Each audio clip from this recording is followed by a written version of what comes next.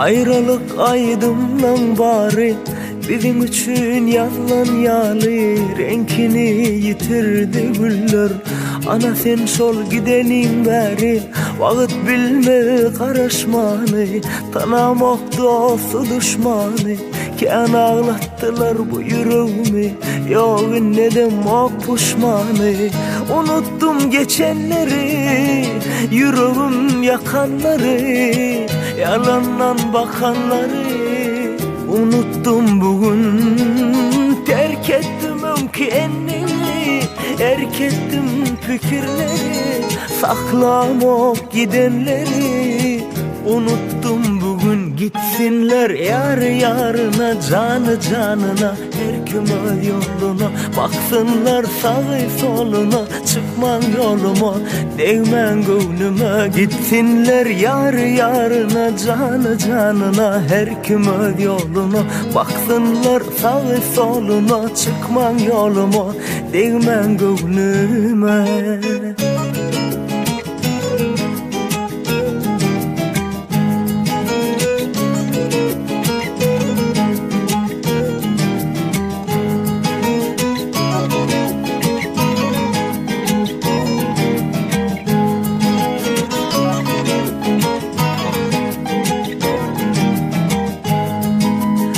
Arzular mı var yan sarı, geçen ençe daşlı yolu. İyilerine mi diyse deysin, alıp bilme arzular mı.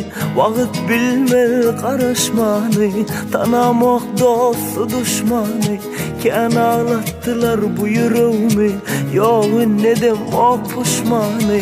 Unuttum geçenleri, yüreğim yakanları, yalandan bakanları.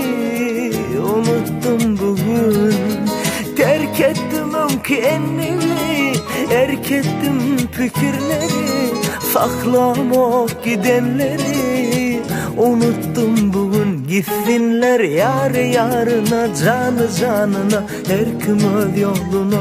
Baksınlar sağı soluna, çıkman yoluma, değmen gönlüme. Gitsinler yar yarına, canı canına, her kim yoluna.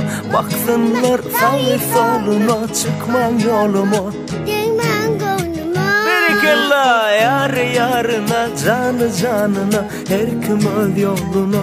Baksınlar sağı soluna, çıkman yoluma, değmen gönlüme.